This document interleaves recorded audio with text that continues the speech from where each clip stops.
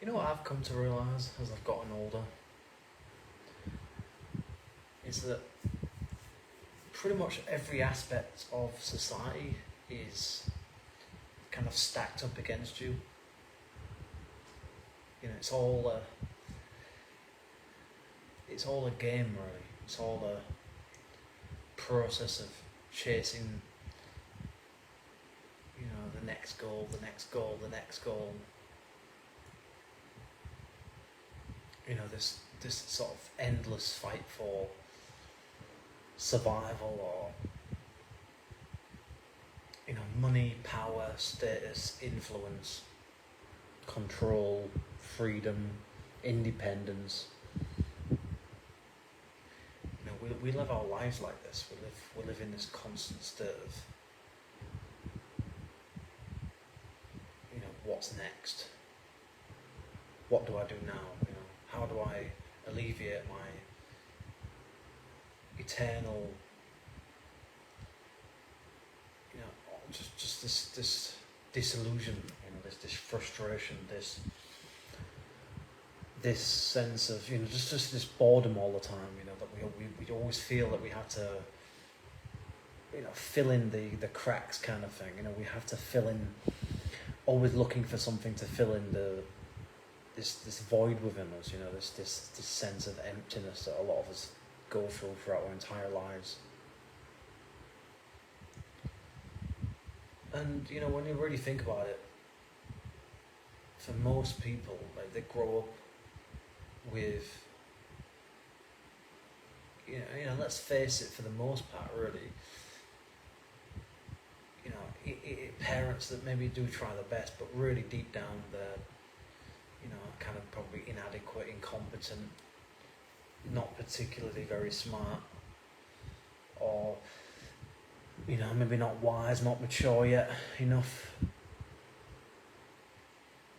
And so you go through your childhood dealing with all that stuff, all the, yeah, of course, you know, child is a really, this is a really golden era of anyone's life for the most part, unless you had a really crap childhood or it was traumatic or whatever. But for the most part, I think most people will have good, or at least some gem-like memories of their childhood, you know. But also, you know, the vast majority of your childhood is spent under the direction and control and limitations of, you know, the rules that are set by your parents. You know, there's no real sense of, not, I mean, apart from when you go and see your friends or when you reach a certain age, really, you know, you're more or less trapped within the confines of the, you know, your four walls, your bedroom, you know, your house, your garden, maybe the street outside or whatever. But and then, you know, as you grow up a little bit, you know,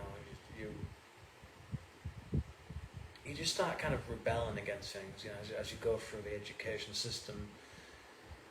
I think if you're clued up, you might not. It doesn't necessarily matter whether you're academically minded or you know, you're particularly intelligent, but obviously that can help you a lot in life. Obviously, you know, it goes without saying. But I think for a lot of people, but not enough, you know, they have this sense that you know, something's missing. You know, there's something not quite right about the way things are, you know, like, I remember when I was at school and, like, primary school, and just kind of feeling trapped and stuck and lost and confused and just feeling on my own a lot of the time, really, you know. I never really felt that anybody really had my back, not even my, like, closest friends, really. And I just always felt lonely as a child, for the most part. I mean, the only time I ever really truly felt happy was when I was, you know, riding my bike around the estate or going to the docks, you know, spending time by the river, and, you know, I guess it's just kind of part of it's kind of like a default aspect of my personality to go and seek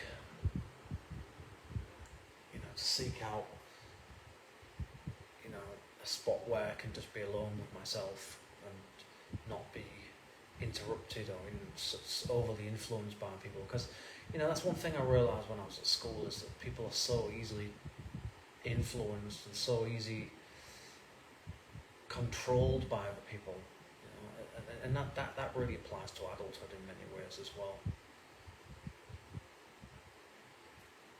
I grew up in an era that was dominated by popular culture in many aspects, and I remember the bombardment of the media and how that influenced the whole push of advertising and marketing,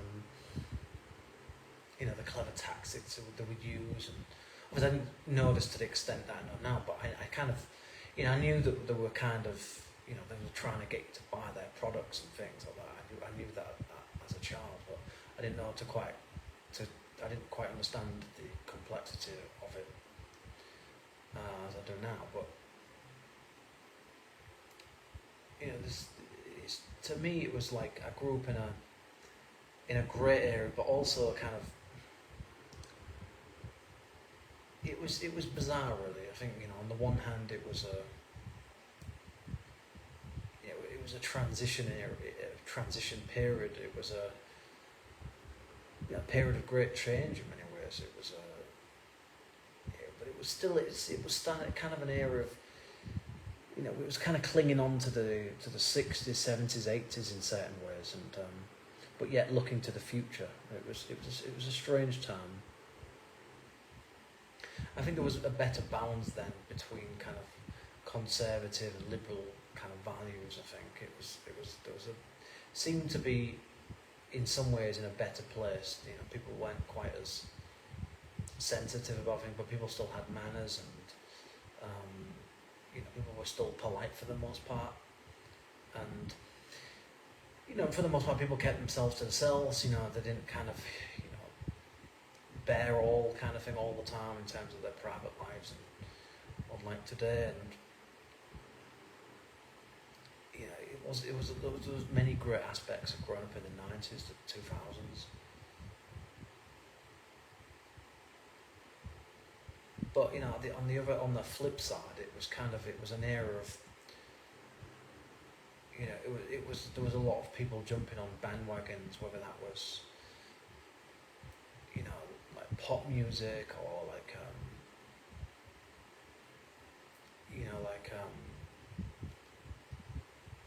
it's just again the capitalism, really, that whole thing of capitalism, competitors, and whether it was in cartoons, it was like things like Pokemon, Digimon, for example, there were kind of things like that going on, competitor types of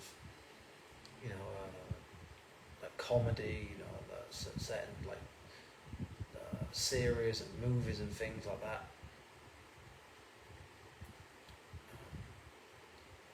A lot of similar kind of products, and it was a fascinating time, but also it was kind of a bit, quite a, and as I look back at it now in 2025, it's all kind of a bit cringy, really. It's the fashion of the time, the kind of hairstyles that people bought into, all of this crap that people bought into, and the technology of the time. I mean, don't get me wrong, it was great at the time, and it was certainly in many respects a much better time than now in many ways. I really mean that. But it was. Just growing up, I mean, kind of this is kind of going all over the place. This discussion of mind, you can even call it that, whatever you want to call it. It was a strange time, but anyway, I wasn't trying to dwell too much, focus on the decade as such, kind of critique or analysis of the decade or anything. But I just wanted to say that, really, because it's relevant to my childhood, because of the 90s, the noughties. Those were that was my golden era, I guess, if you like, my heyday, kind of my peak zone in certain aspects. But yeah, you know, going through school, and I just remember just how shitty a lot of people really were, you know, just like, I remember at school, you know, like there would be little cliques of people and, you know, little groups, and you weren't welcome in it because you wore glasses or you had a certain colour hair style, you know, you wore certain fashion, you know, believed in this or whatever it was, you looked a certain way, so you were excluded from kind of hanging out with certain people because of it, and you know, it just kind of all kind of like sort of wet, it all kind of, I suppose in the end kind of worked out maybe for the best, but I suppose upon reflection it was all kind of a bit, you know, kids can be real cruel, man, like they can really be nasty, horrible little buggers, and you know, as I've said before, you know, like having been someone that experienced bullying growing up, probably like a lot of people, at least at some point anyway, it gives you a different perspective on the world. You know, it's I guess it's different when you're the, you know, when you're the popular one in the class, when you're the, you know, the one that the kids go to because you've got a, you know, an unusual personality, or you know, you've got a better sense of humour maybe than other people, where you're just kind of witty, or you're the kind of ringleader, and you know, the thing is, what I found in during my school years, that there were a small number of people that essentially, you know, allocated themselves as the, you know, the alpha males of the class, or the school year or whatever. And you know, the rest of them were just kind of followers, really. You know, I remember when I was at secondary school specifically, where there was, you know, let's say 4 or 5 of these kind of like, you know, these people that clearly thought there was some kind of like mafia hitmen or something. You know, these gangster wannabe types. You know, these you know, that's another thing that I,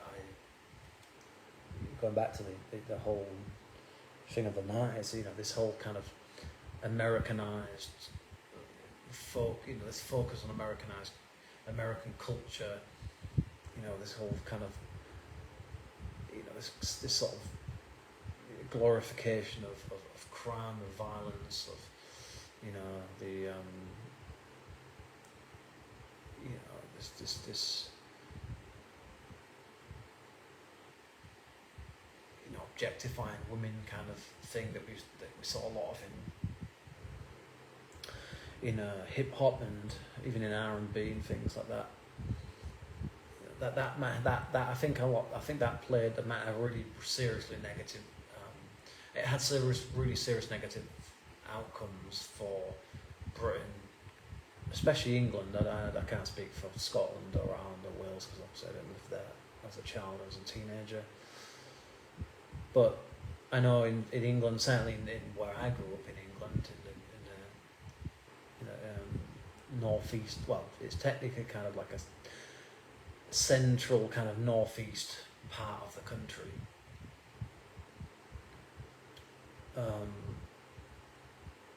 You know, there was a lot of this kind of, this sort of, yeah, just like kind of like this kind of, you know, like jail-like kind of mentality, I guess you would call it. You know, this you know, it's a lot of people wanting to be seen as being, you know, kind of throwing their egos around, kind of thing, you know, trying to be all intimidating and pushy and yeah, just trying to dominate over people, and that's what I found growing up, is that I found a lot of people like that, but only a few of them kind of became the kind of top dogs, as it were. You know, the Billy Big Balls type. You know, these kids, these teens with this sense of bravado, or the sense of, I'm king here, I'm kind of, I'm boss, I'm the alpha here, and you had the other kind of, there was a kind of hierarchy to it. I remember at school there was people like Matthew Thompson and Tony Mulchinock and people like that. These kind of, and the part of it was their kind of physical physique. They were quite kind of imposing looking guys. Quite tall for their age. Kind of intimidating. Have a bit of a reputation for being bullies and throwing their weight around kind of thing. And then you had the followers on like I remember like Scott and Damien and just other people, quite a lot of other people actually, Joe and there was just like Jack and people like that. Just there was, I don't even know why I mentioned the names, but it's not like it's relevant. But it's I just remember there was a kind of lot clingers on to these types of people, to kind of buffer them from becoming bullies, from being bullied, and inevitably they would find themselves having to kind of become the same thing as their, the chosen one, the one that they looked up to, to fit in, to not become, the kind of prey, as it were. That's essentially what I found. That's one of the major things that I learned from school is that, just like out in nature, there's predators and there's prey. Unfortunately, unless you really have a certain type of personality, or you're lucky enough to kind of fit in with certain people for whatever reasons, whether it's just by chance or there's all sorts of things that can happen that result in you either not being included in being part of a gang, a group of people, or being excluded from it. And at times I was kind of excluded from it, but in sort of very brief spells, I guess I was kind of part of it as well. But I never really, for me, I never really felt like I fit into with that kind of crowd, really. I think I just kind of did it out of self-preservation. Bullying really wasn't my thing. Yes, I did do it, but it was nowhere near the extent of the ringleaders, as it were, really. And in the end, I just stopped hanging around with those kind of people. It was a very brief spell anyway, maybe like a year or two or something, in the early 2000s,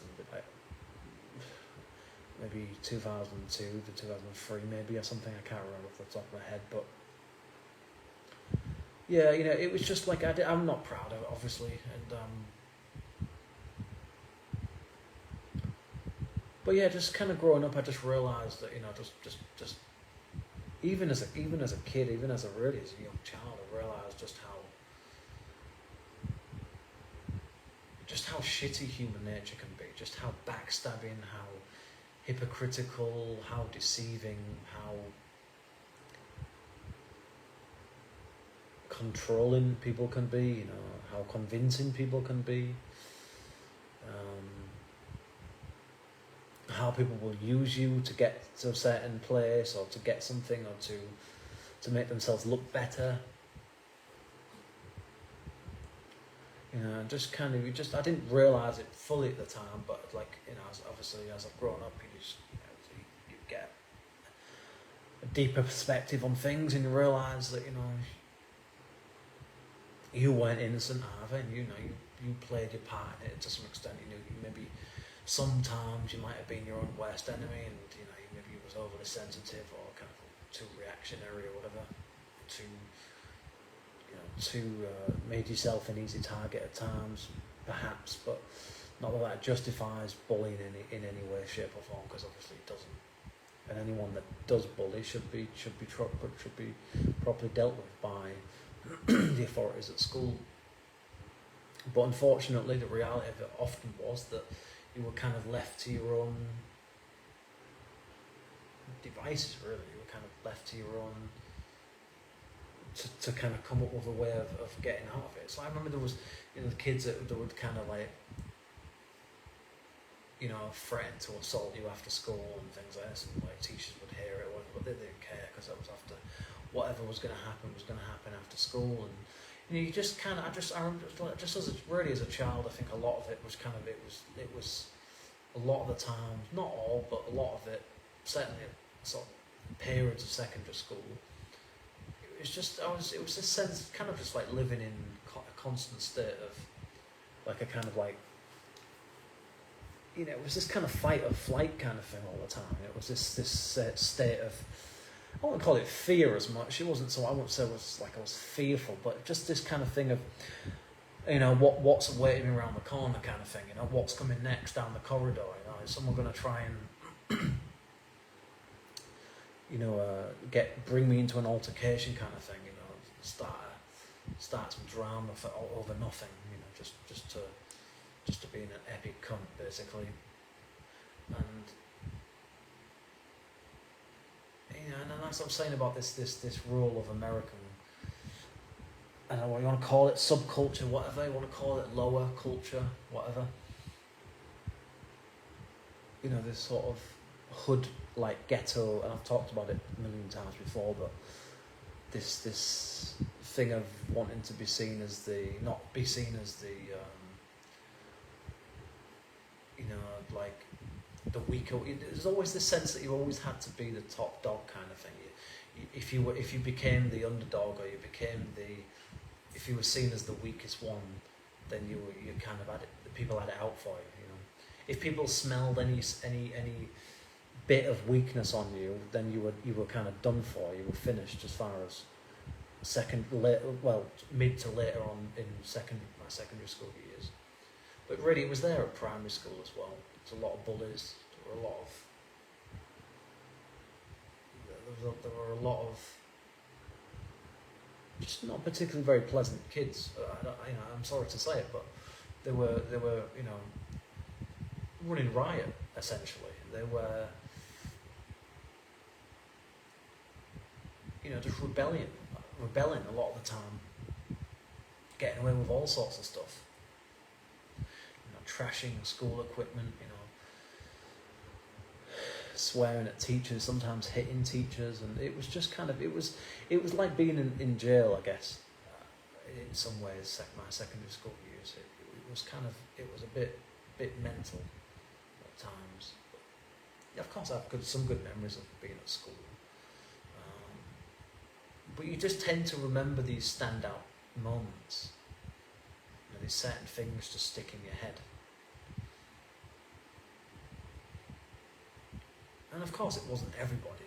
You know, I'm not saying that everyone was an asshole. Of course not. But you know, there were certainly it was really more the lads than it was the lasses. To be honest, I mean, there were certainly some, you know, manipulative lasses during my primary, secondary school years. That's for sure. You know, there were a few of them were kind of like slutty. Some of them were just kind of just bullies. I don't know. You know, let's just call them for what they are.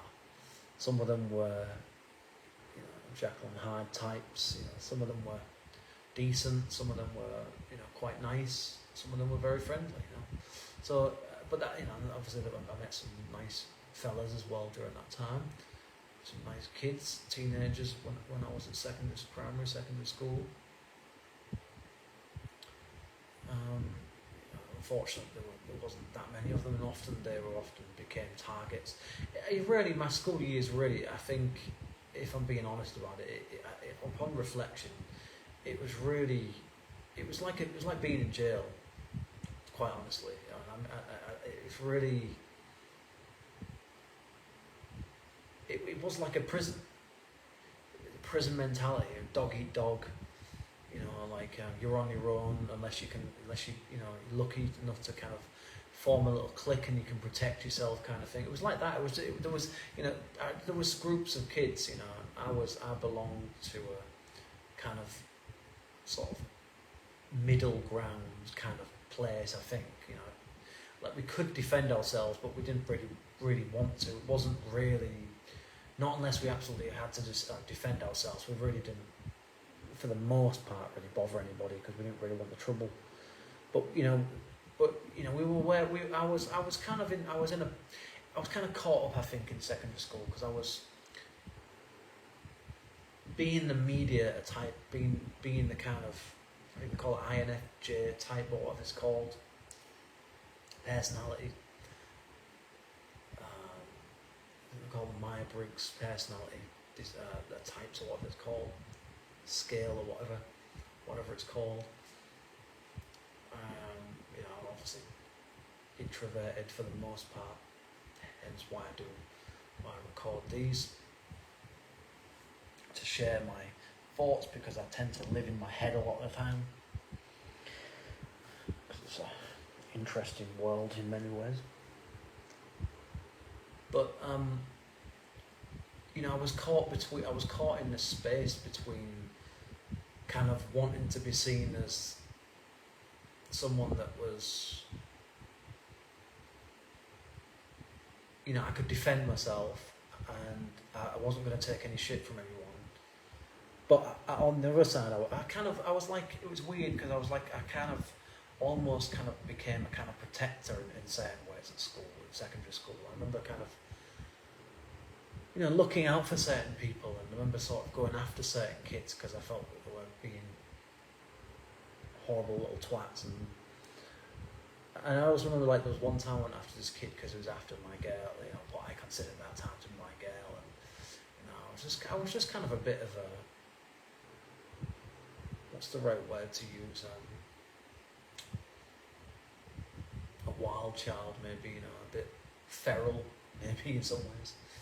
But that was partly because of where I grew up and the situation of my upbringing, but also just the school life in and of itself. It was a different time back then, and I think there was a lot more things you could get away with back in the 90s, 2000s that you wouldn't get away with now. It was a different period of time, and people were different in certain ways. Kids are still kids, but it was a different era. It's hard to explain unless you was actually there. I can't show it to you, but if I could, you would understand what I meant, and anyone that did go through it would understand, what it was, what it was like, and it was definitely it was a great time, but it was also, there was a lot of antisocial behaviour. There was a lot of problems on the estate where I grew up. And by estate, I mean a council estate. Kind of like socially deprived area of a city. Underfunded, under-resourced, under-policed, etc. Crime running rampant, a lot of petty crime.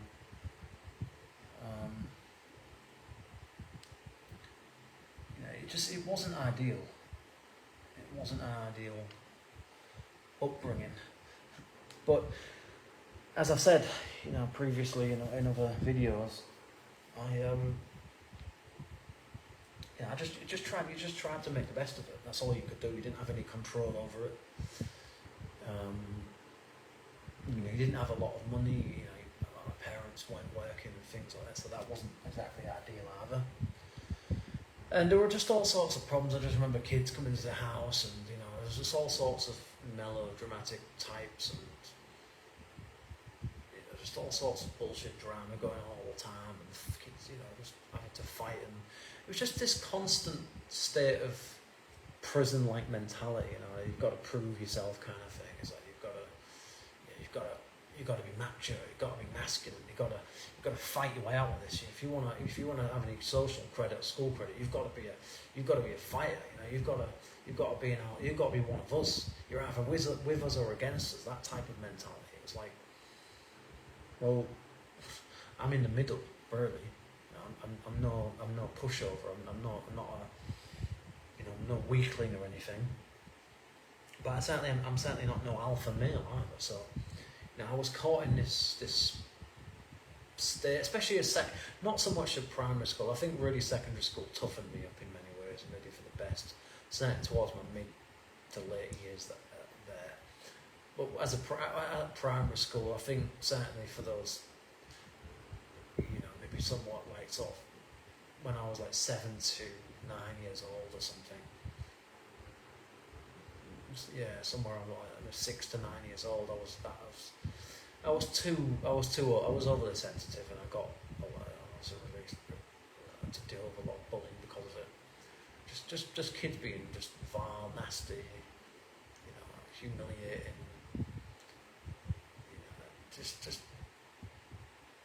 Just fucking pusses a lot. Most of them, to be honest. They could all. It's easy for people to gang up, and think you've got some think you're intimidating and powerful, and like you've got some status or something because you're part of a gang. But you very rarely ever saw these kids on their own. And if they were on their own, they weren't usually the same. So it was just that kind of group, that pack mentality, that kind of wolves type like nature of kids. A lot of kids, especially boys, but girls. Some girls often were like that as well. And it didn't just happen to me. I saw it happen to other people as well. And it was either, it's often they often picked on those that they felt were the most vulnerable. So those who wore glasses, those who maybe looked a bit odd or were chubby, or maybe had some kind of disability or spoke in a certain way, or the kind of geeks in the class, the more intelligent ones were often picked on. It was just this thing of insecurities playing out, and you just kind of you quickly had to realise that you had to get in with other people to protect yourself, really. That's often what most kids did, because if you didn't do that, if you were on your own, we're not talking about sophisticated, classy, well articulated,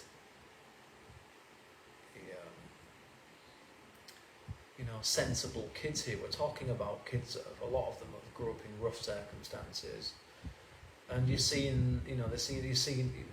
saw the consequences of that playing out for myself and other people that I grew up with.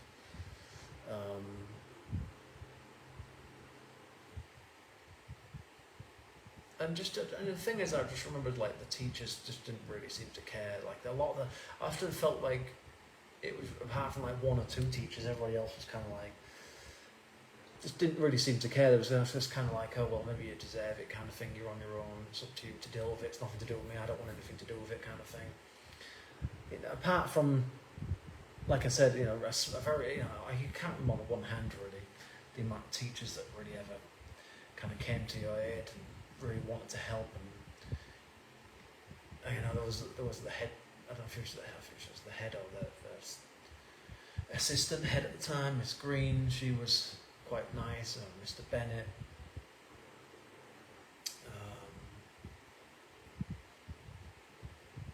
One of the history teachers, I can't think of his name off the top of my head. He was quite nice as well. Mr. O'Toole. Miss Bell was kind of okay, but she was like my main teacher.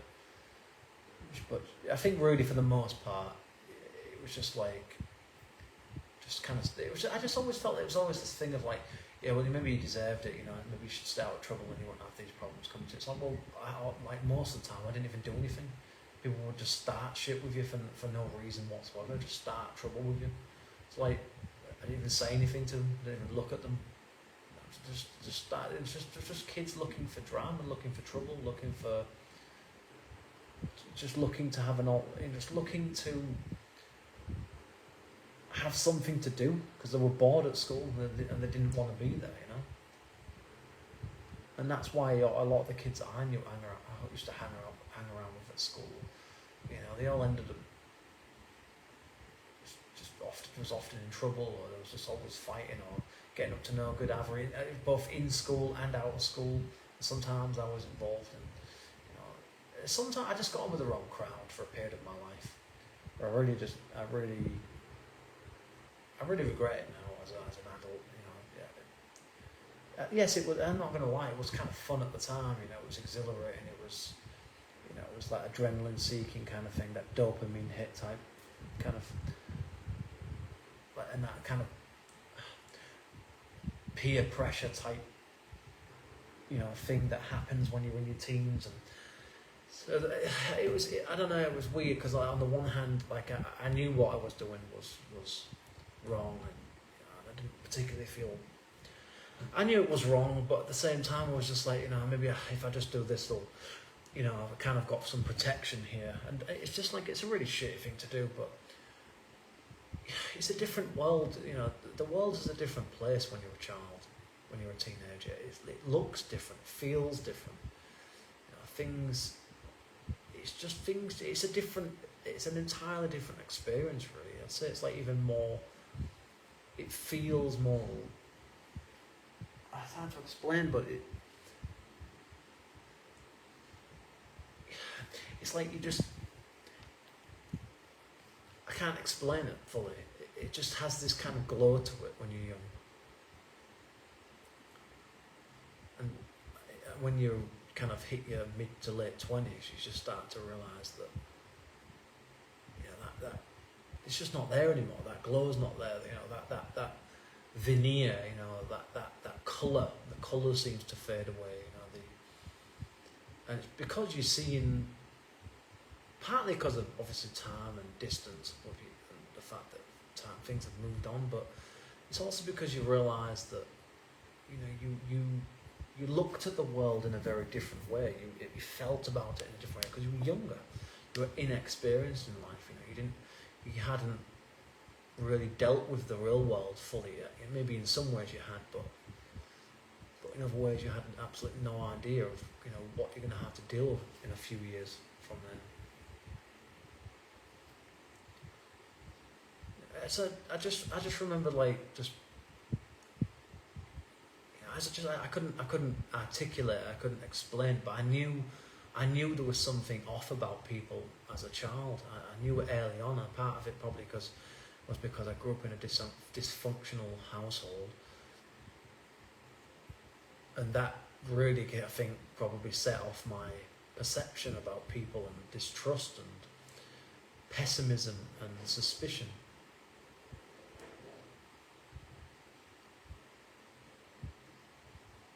You know, it became,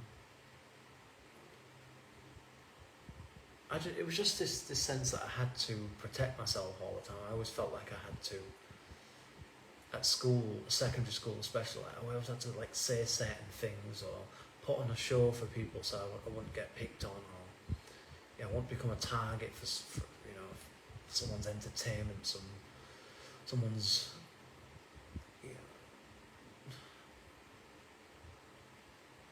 you know, mockery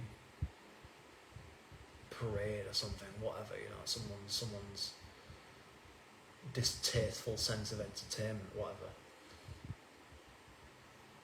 And it just and I think I think really, I think that's kind of what made me a bit resentful towards people and a bit bitter about life. I think it was those early experiences of,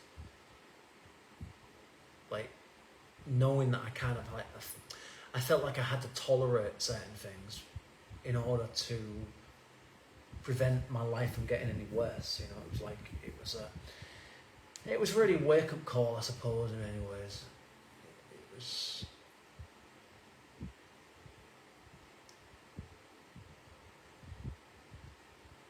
and just as I got older, obviously I got into my adulthood, you know, you just saw more and more layers of it. You know, the older you get, the more layers of crap, of lies, of deception, of smoke screens, of deceit, manipulation.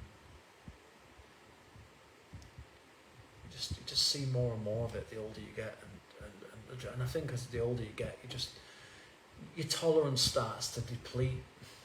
You know, you just kind of get to a point where you're just like, I don't want to deal with this shit.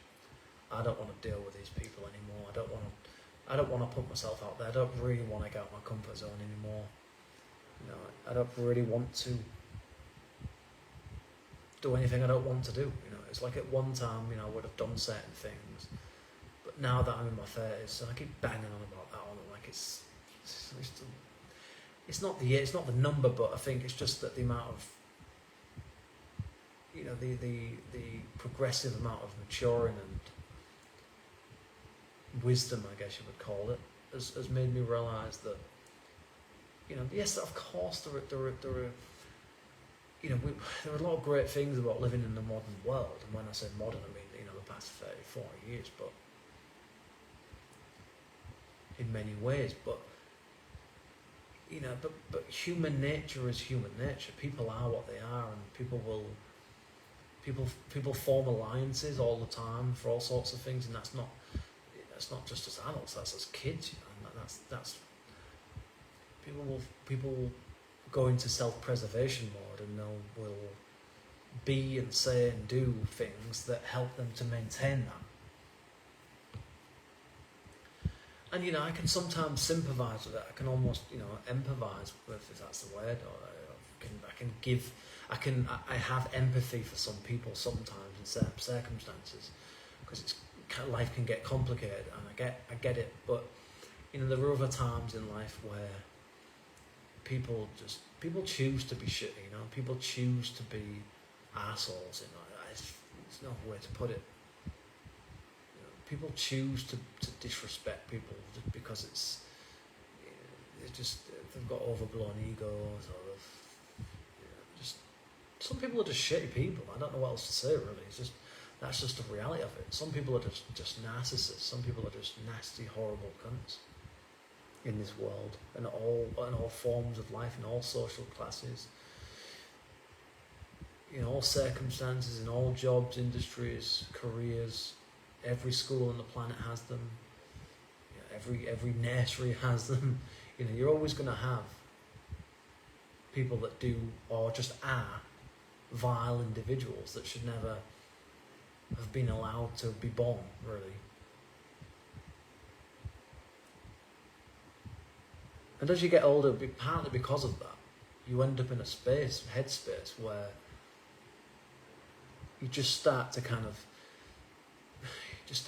think to yourself, you know, what's the point?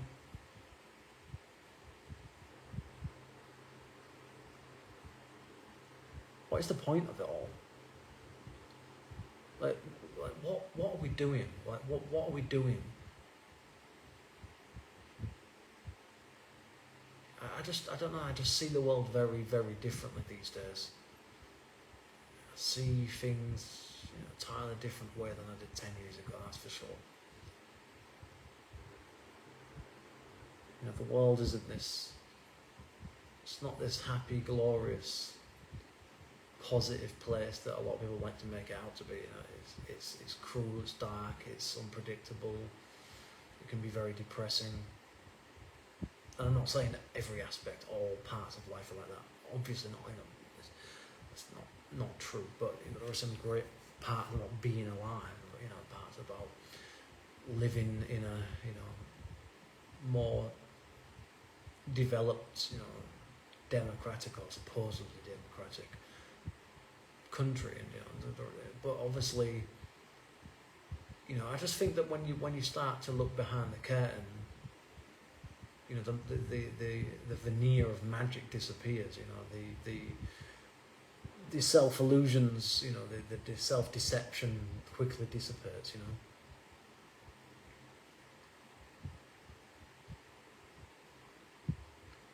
And I think we just have to accept that is a reality of this world. You know, the world isn't a utopia. It's not an idea. It's not a place that. It's not this wonderful, nice, welcoming world that a lot of people want to think it is. You know, it's not. It's cruel. It has no conscience. It doesn't care about you. It doesn't care about your desires, your ambitions, your dreams, your pains, your inner suffering, your frustrations. You know, your unfulfilled. Desires or whatever, you know,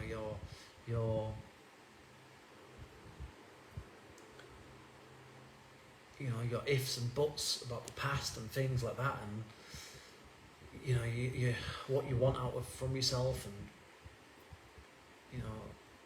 unresolved trauma and pain, and unanswered questions from old friends or ex-lovers or whatever. Even sometimes you don't always get the truth from your own family about certain things. So, and I'm not saying that we have to dwell on the negatives or the past all the time. I'm just saying that we have to be. I just think it's better to live in a place, a state of mind where you are essentially a realist. It's like it's one thing to be eternally negative or eternally pessimistic, and I can understand why a lot of people do, and I have had bouts of that as well. So I get it, but that doesn't help you either. It's like you can't. I don't know. Sometimes there are times where we all want to give up, and when things just one event after the next, things just keep going wrong for us, and things just aren't panning out. And you just see yourself just getting more and more. You're just sinking more and more into this state of like just apathy. Just like I said before about giving up. Just giving up on people, giving up on your goals, any ambitions you might have had, any motivation you might have. You just kind of reach a stage where you're just like, I can't deal with it anymore. I don't want to deal with it anymore. I just can't confront it. I can't deal with it. And I don't want to. I don't really have it in me.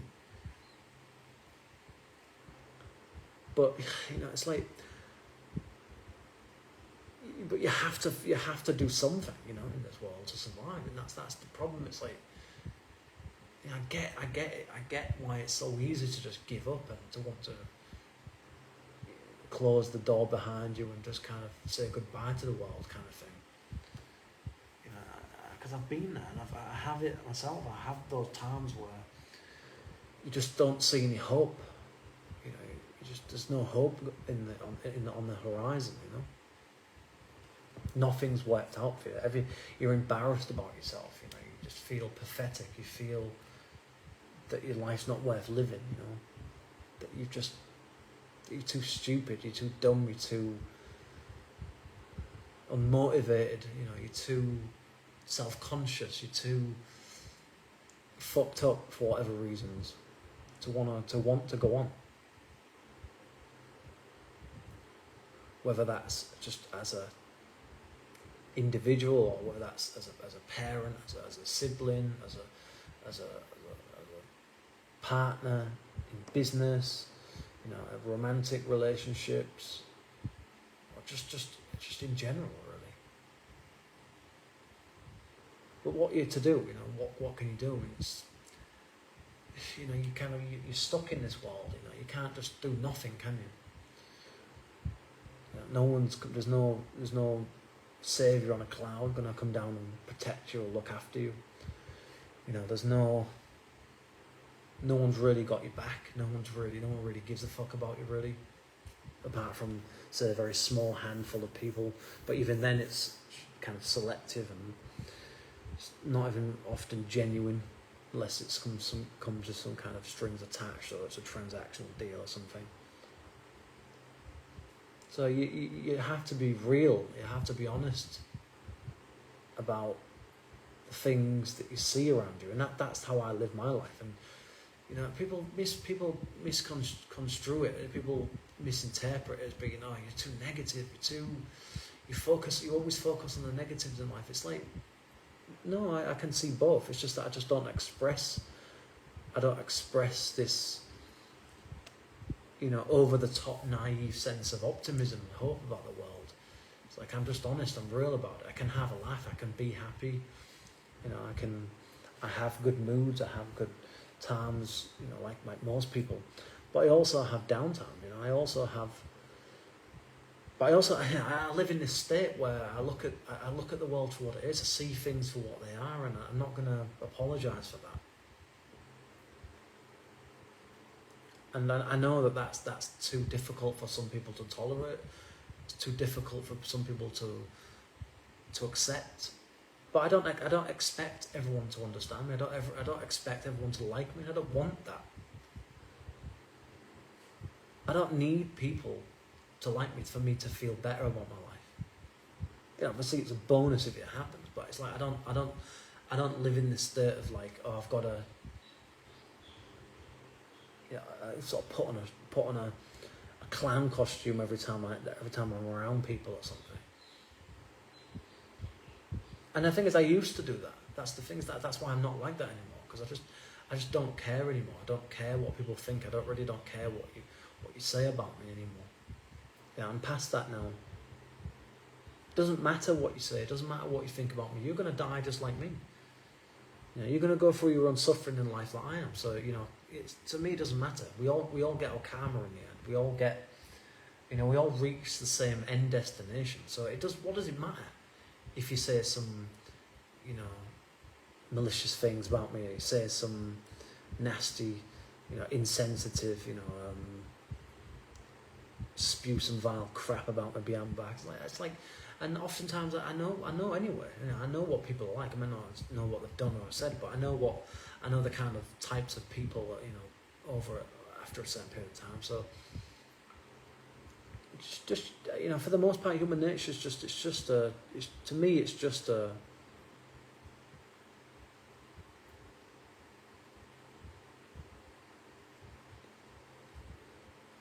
you know, it's just like stepping in dog shit a lot of the time, you know. Sometimes you can wipe it off, sometimes you can't, you know. Sometimes it lingers for longer than other times, you know.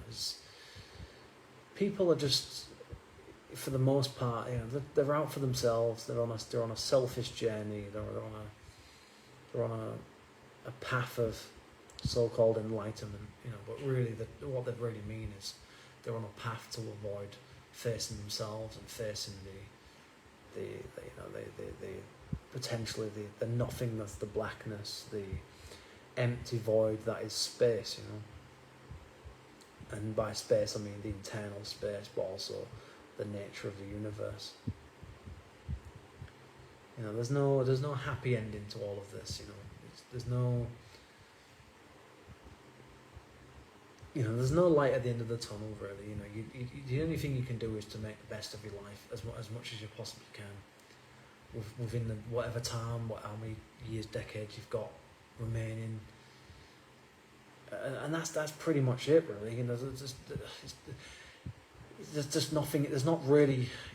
That's it. You know, that's why it's better to live in the present. It's better to. But it's also better to be real, and I think that's how you get towards happiness, if it even really truly exists, whatever it means. You know, I mentioned that before as well, so I don't know exactly what. I guess it's subjective, and it really just depends on personal circumstances and so forth. But you know, you have to. I think before you can really truly be happy with yourself, you have to accept that you are who you are. You know, confront your incompetence, your inadequacies, your personal shit, you know, your baggage, your whatever it might be. There's just all sorts of different layers of an individual, you know. Especially those who are like myself, tend to be quite deep individuals, you know, more philosophical perhaps, almost kind of have like a kind of Buddhist kind of mentality to some extent, you know. We tend to be, you know, I think you've got to be real, you've got to be honest. That's what I would say, is if you know, the more honest, the more real you can be, the less trouble, the less misery you're going to bring yourself. You're certainly going to bring yourself a lot of misery and a lot of pain being like that, but you're going to avoid a lot of people's baggage and drama as well, by essentially shutting people down, you know, kind of forming a defensive barrier around you, as it were. You know, making your intentions clear very early on, setting boundaries very early on, so people know exactly where they stand with you, what you're willing to tolerate, what you're not.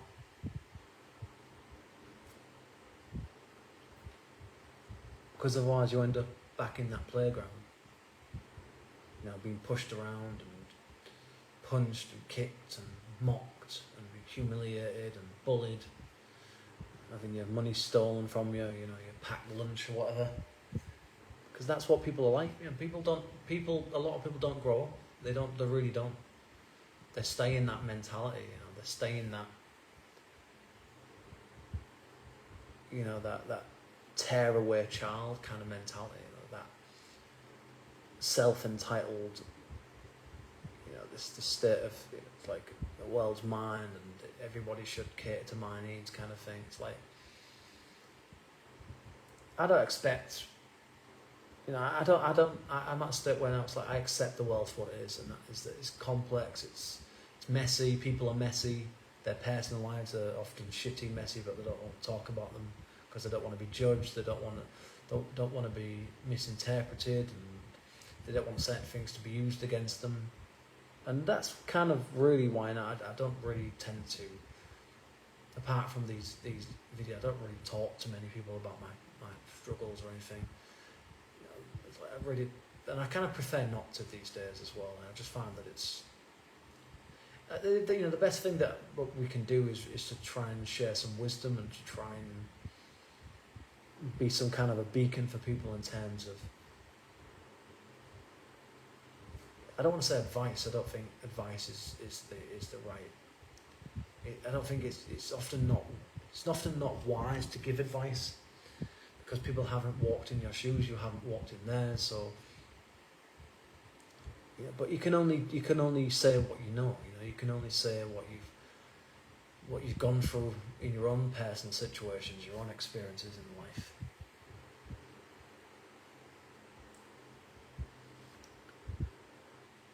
You know, I just see things perhaps in some ways differently to a lot of people. I'm sure there's, you know, a lot of people out there similar to me, so I'm not unique or anything. Of course not that full of up my ass of an ego or anything.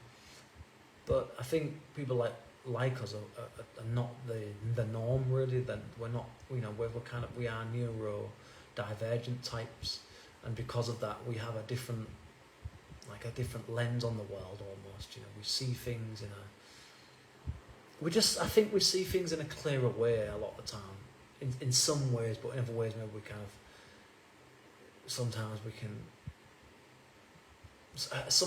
go overboard, and maybe sometimes we can be a bit harsh and overly brutal with people sometimes, but it's not out of any necessarily malicious intent or anything. It's just that we tend to be people that are dealing with a lot of internal frustrations about how we see ourselves and the way that we think, the way that we feel on any given day. And it can be really exhausting to be a neurodivergent person, because you're seeing things very differently. You know, you're looking at things in some ways in a much more focused, intense manner.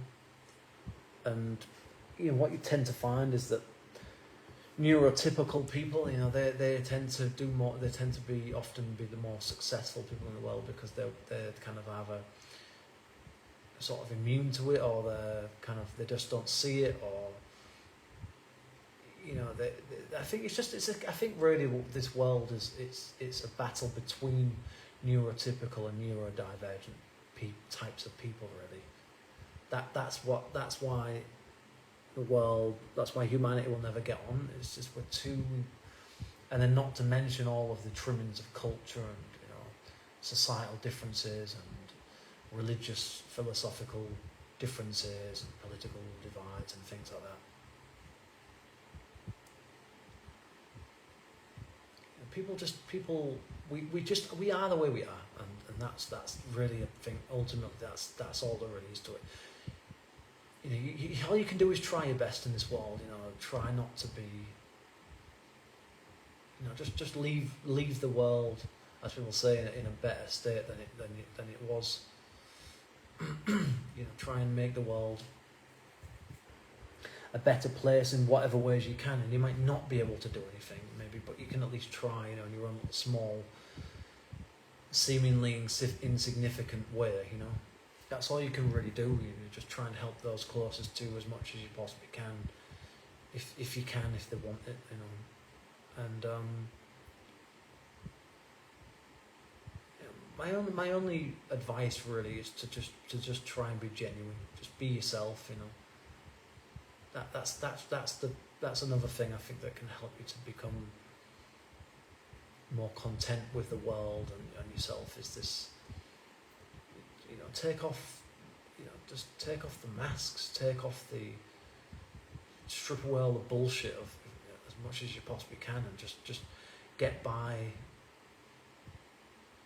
Just try and live a kind of simpler, more natural way of life. I think that's what I would say. You know, don't become too obsessed with people or with, you know, romantic relationships. You know, collections of friends and you know the latest fashion trends or the next bandwagon or technology trend or whatever it is. You know, it's all good and great to have all the trimmings of living in the 21st century, and I'm not saying everyone shouldn't, but I think, you know, I think you have to become,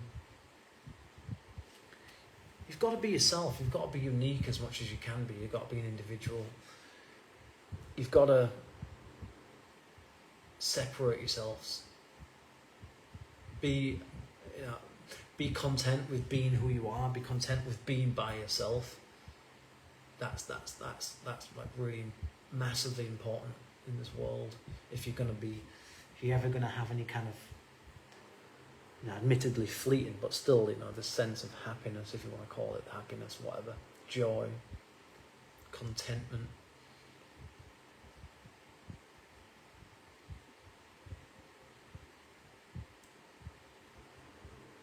We're all on this path of discovery, of trying to understand ourselves, and what really more than anything else, you know, just understand what we see, what we hear around us all the time, and what the hell is going on, you know, where we've come from, why we are, why we are who, you know, why are we who we are, why are we where we are in life, and, you know, we're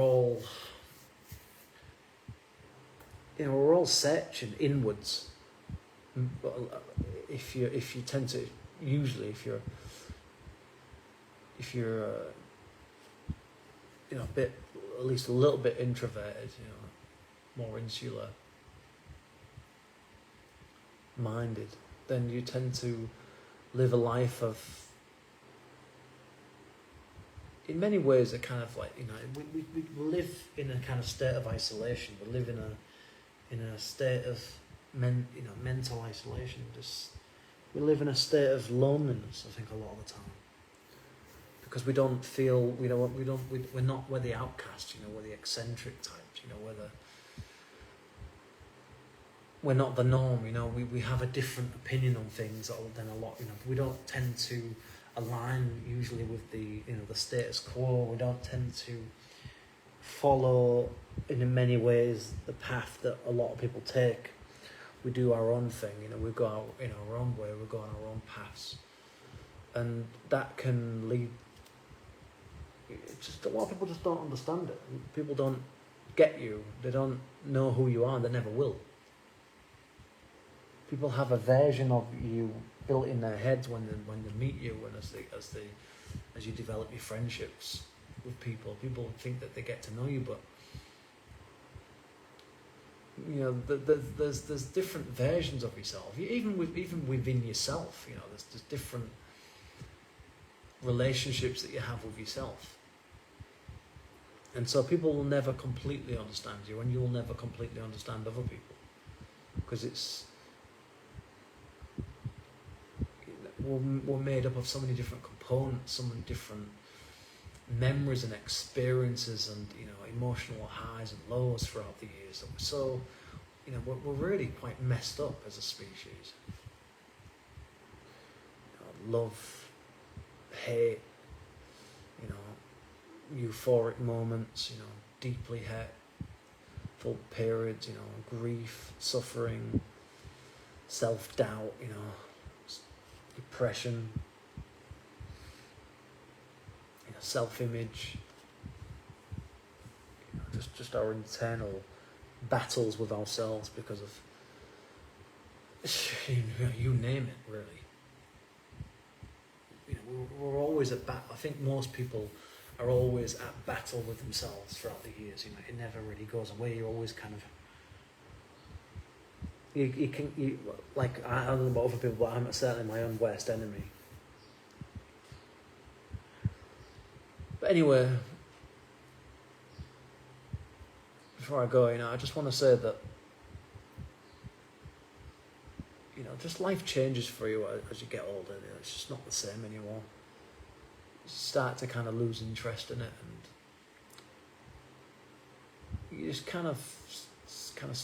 you just start going mad at a certain point. I think you just start to lose your ability to think clearly. You just can't break away. You can't break free of it. This period that you go through, this period of realization that can last, maybe a few years to even a few decades for some people. For me, it's been ongoing for about 15 years or so, maybe 20. It's a constant, it's an ongoing thing, but the majority of it might only last a few years, but it's like you kind of build upon it over time,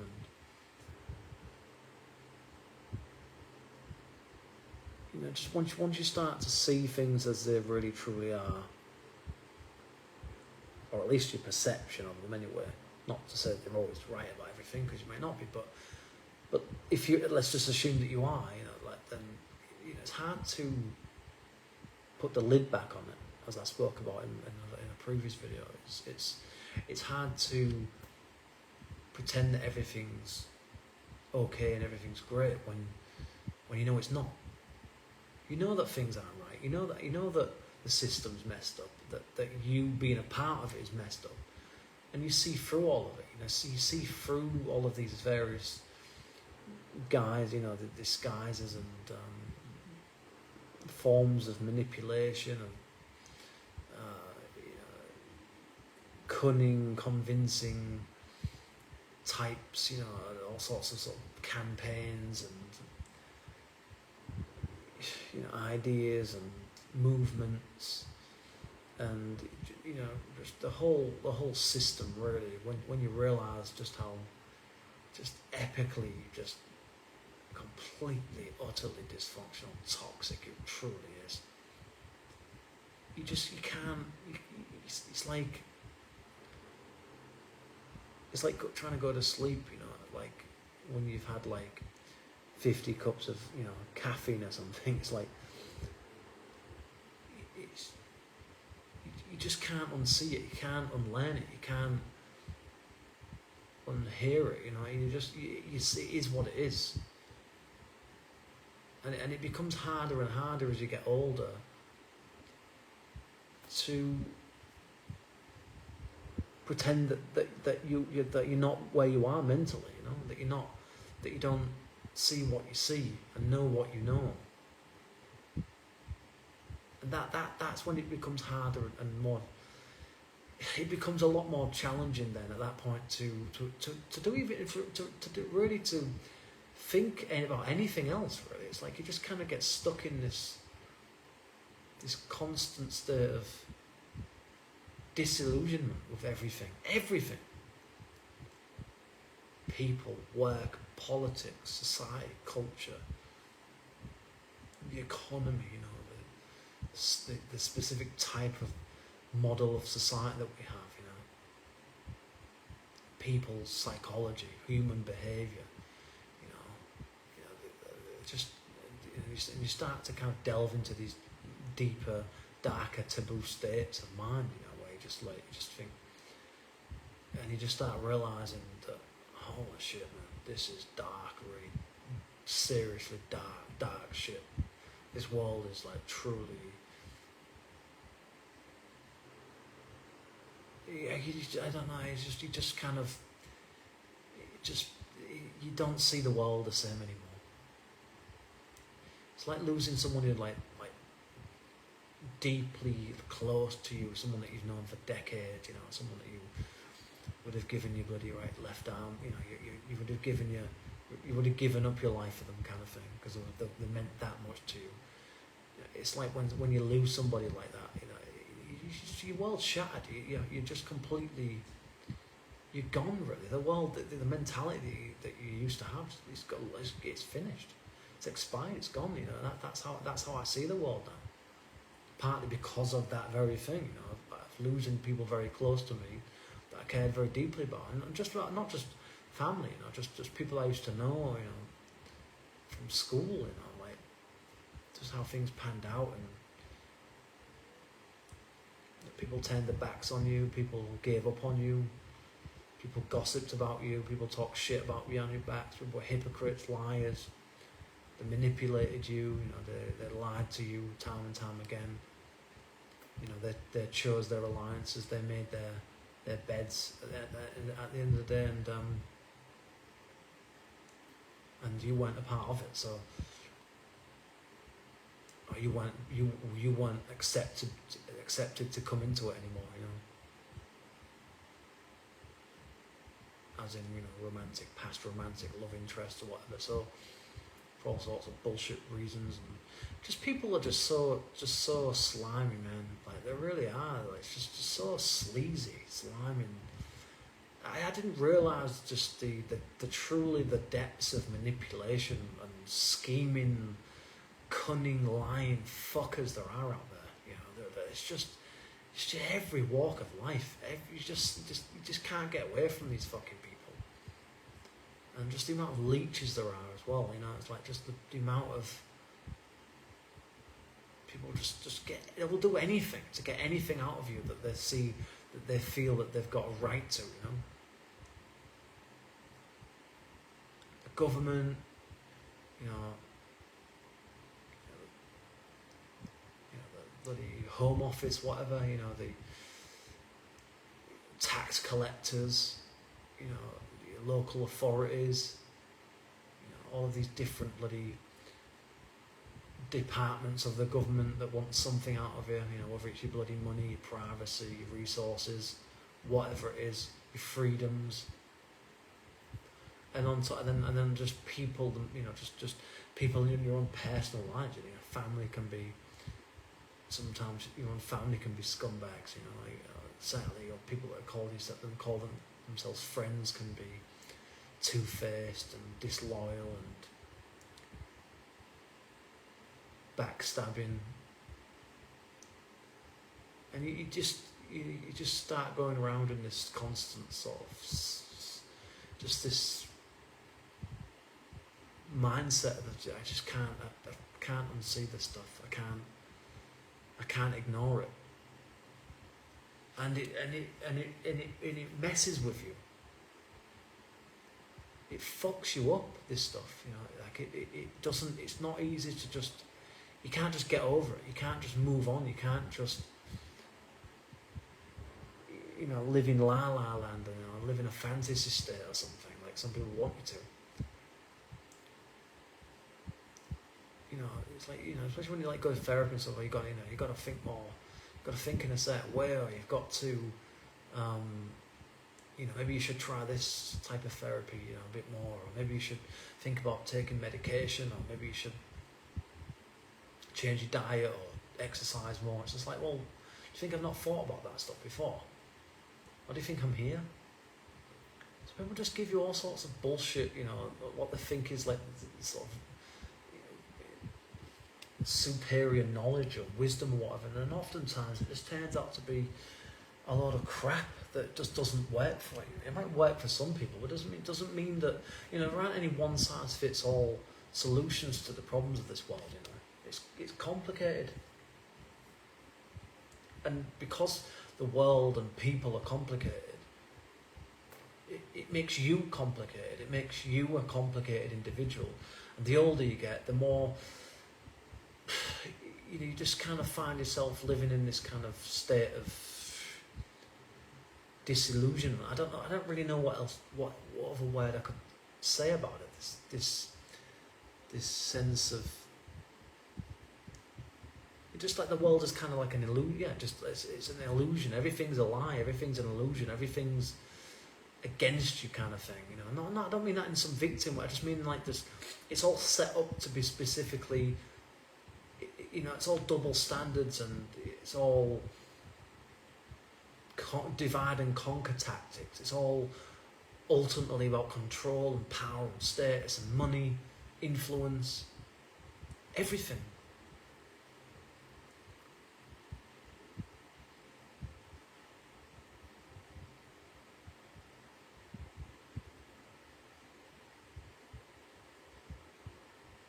Can't trust anybody, you know. You just can't. You just get to a stage, you know, in your mid to late adulthood, I guess, for a lot of people. But for me, it happened really like my late teens, really.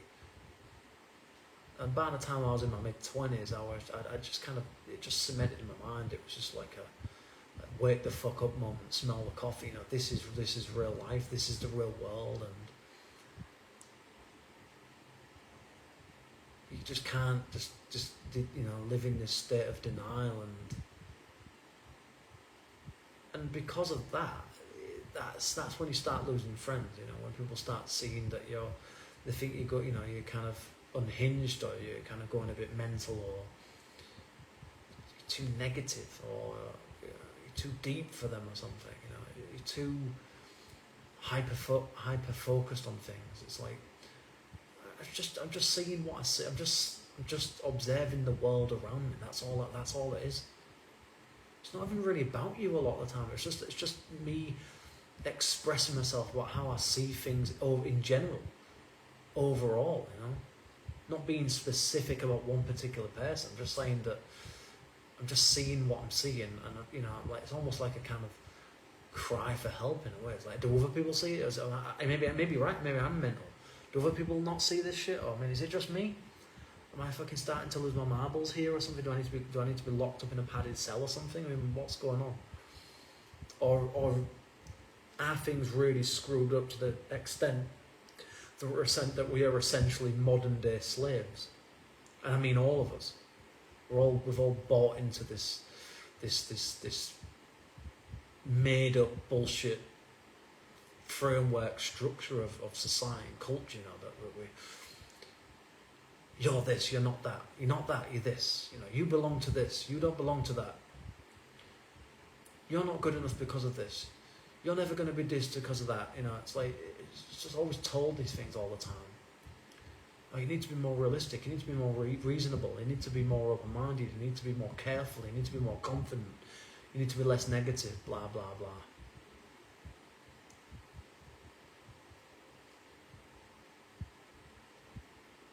We're forced. It just feels like we're always forced to. You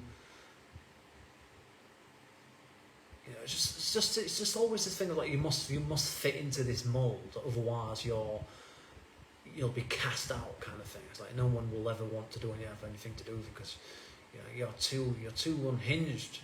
You're just too unpredictable. You're just too crazy. We don't want anything to do with people like you. Well, so good. I'm glad. Because I don't want to fucking have anything to do with you either. Because that's what these fuckers don't understand, you see. It's like they think that they're somehow, you know, superior to you in every way. It's like, I don't think you forget that, you know, you're the norm. That's the thing, is you're the common factor. You're the issue, because you are exactly the types of people that people like me see through. We see through you. We know who you are. We know what you like.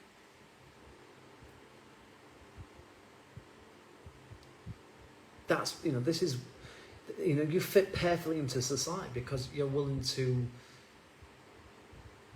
you know, you're willing to play the game. You're willing to play along. People like me aren't. People like me challenge it, ask questions.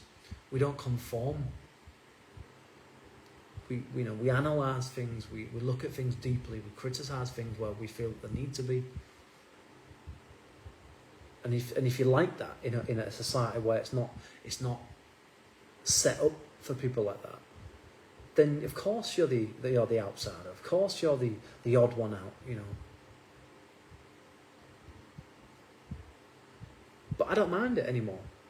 You know, I've reached a point now where I don't mind being seen as the eccentric, you know, the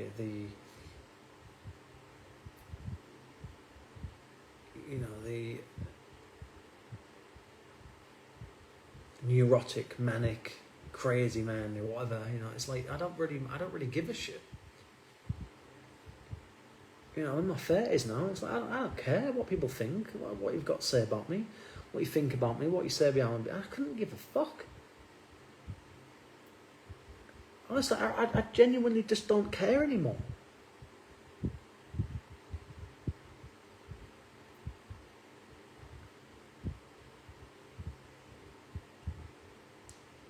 You know, leave all these bullshit games to these fucking morons, these idiots that think that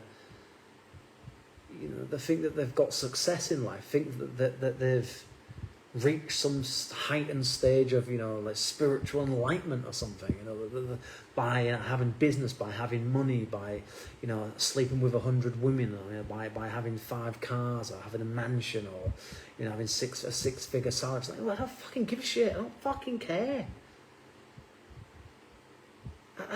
And I mean it. I really don't care. I don't want your fucking life. I don't want to be who you are. I don't want the things that you have. That's what you see. That's the society we live in. We live in a capitalist, materialistic society where you're expected to follow that path. You see, you're not supposed to ask any questions or deviate from the fucking path of 21st century fucking, you know, expectations. You're expected to play along and shut your fucking mouth and play the game, or else, kind of thing. Well, do you know what? If it means me having, if it means, it's like, you know, it's like you're either, a lot of those people are bought and paid for. They just don't realise it. They don't realise how trapped they are, how utterly fucked they are. They just don't see it. They don't get it. They think that they're, you know, to me, the less you have, the more you have, I think, in life, in many ways. I mean, of course, yeah, it would be great to have money. And at certain times, you know, having a lot of money can be very, very useful and productive in certain ways. But I'm not talking about money in and of itself, but it's people that are attached to certain things that become super, you know, it's just hyper obsessive over certain things. Those are the problems. Those are the people that become overly problematic in this world. Unless you're talking about scientists or, you know, engineers or people like that, where, you know, you've got to be that. You've got to have that kind of mentality to progress with, you know, advances in science and medicines, and that's all good and great. But I mean, I'm talking about purely, you know, egomaniacal types. Purely materialistic types of people. Look what I've got. Look how many of this I've got. Look what I've achieved. Look how much better than I am than everybody else, kind of thing. It's like, well, you know what? Good for you. Good for you. Seriously, good for you, mate. Good for you. You're going to be paying all that debt off for the next, you know, 50 years. You do know that you're going to be an old man one day, don't you?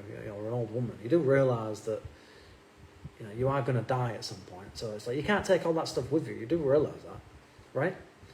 It's like, yeah, but at least I've achieved it. Well, what have you achieved? What really? What do you mean you've achieved? What's like? What are you talking? What the fuck are you talking about? You've achieved nothing. You've just achieved a temporary high. That's all. Big fucking deal. Whoopie-doo, you know? Congrats.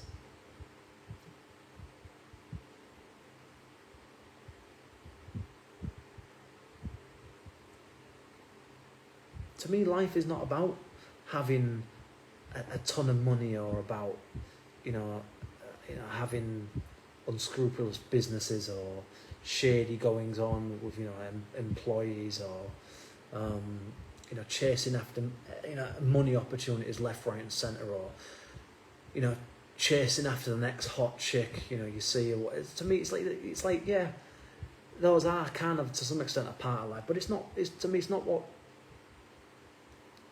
that stuff doesn't bring you happiness.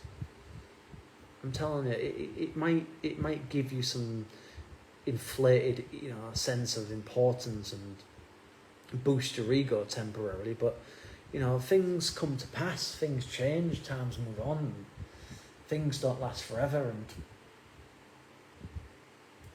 I just think that you've got to reach deep within yourself and find something much more meaningful, much deeper, on a deeper human level, whether that's in your subconscious mind or unconscious, whatever, something, something somewhere in somewhere in you that something that gives you a reason to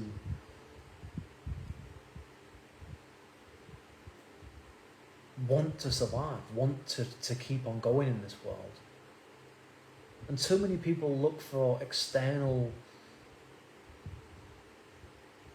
motivators, external goals, when I think, yes, that's great and that's wonderful, and I'm not saying you shouldn't do that, but surely there has to also come a point where you start looking within yourself as well. Because I think that's what life is about. Life is about being able to sit comfortably with yourself at night, or in any situation in life, where you're happy, or at least content, being who you are, sitting in your own skin for the next 50, 60 years, whatever. I mean, to me, that's more important than anything. Of course, your health is super, super important.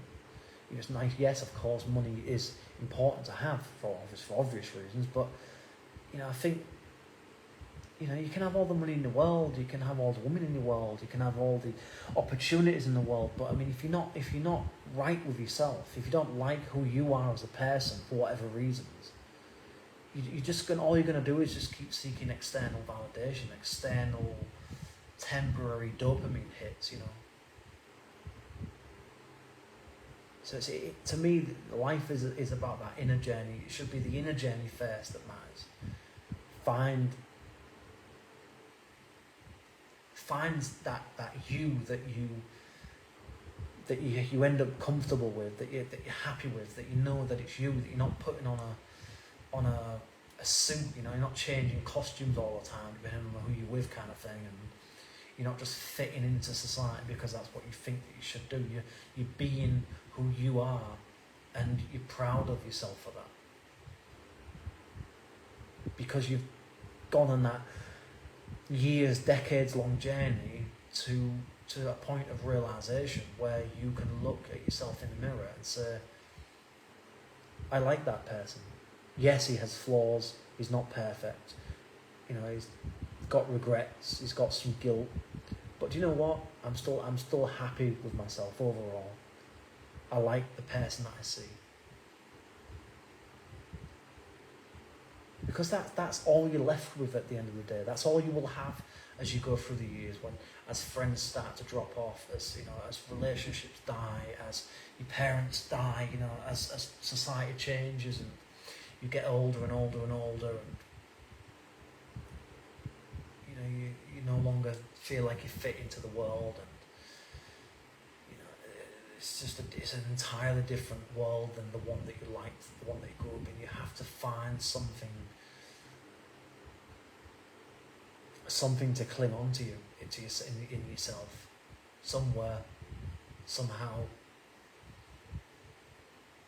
because without it, you just won't get through it. You won't get through this life. You won't last long.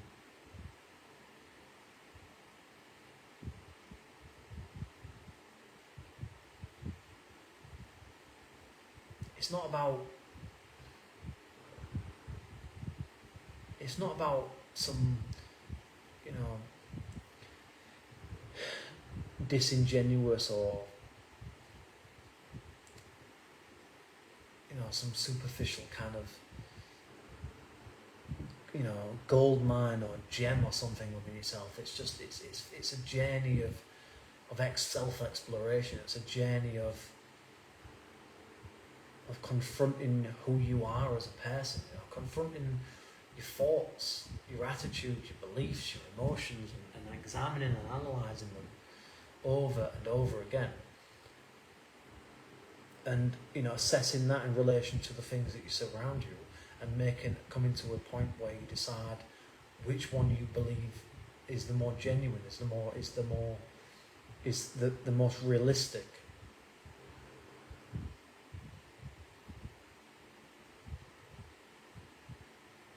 You don't have to be happy in this world, but you have to find a place where you feel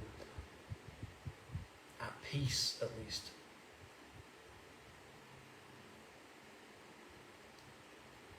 But if you think you're going to find that, apart from, say, nature or maybe music or something, but on a purely human, personal level, if you think you're going to find it in friends, in relationships, you're wasting your time. Or in the bedroom with multiple women, you can try. You can certainly give it a go, but I don't think, in my opinion, for what it's worth, which is not much, obviously, and I don't really like giving unsolicited advice. Not that I'm not even really what I would call it advice, but still, let's say it is advice. Find that peace somewhere in you.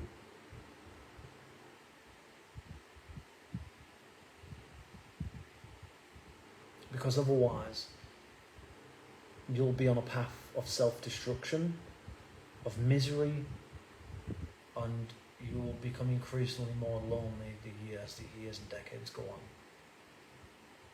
And I don't want that. I say I don't want that for myself, and I don't wish that on anybody. And I mean that. I really genuinely do mean that. Because that's not a life that anybody wants or should have to lead. Look within yourself. Confront your demons. Confront the darkest parts of yourself. Be your own therapist. Work things out, work through things slowly but surely.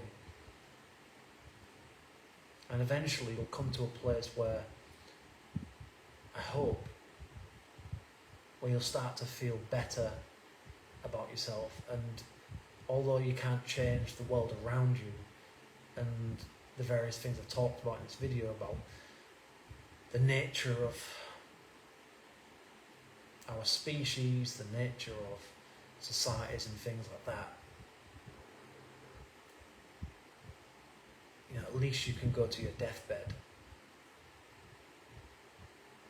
knowing who you truly are, and that you stayed true to yourself and what you deemed important, what you deemed to be real, what you felt were the real and most important values and ethical principles to live by in yourself.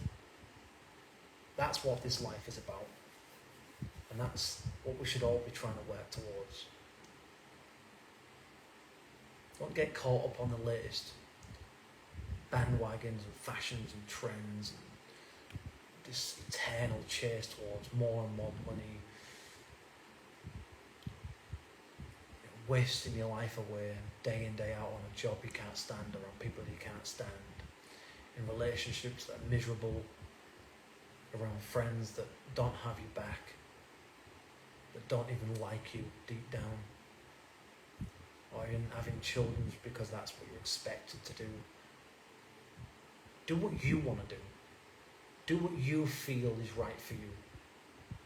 Don't let other people dictate your life for you, because you only get one life and it's taken away very, very quickly.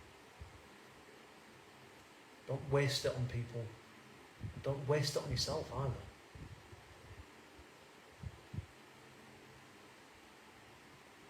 Be real, be honest, be transparent, Be direct about how you feel and how you think whenever you can. Try and be a decent person. Try and be a kind person wherever you can be in this world. Because by God, it doesn't half need it.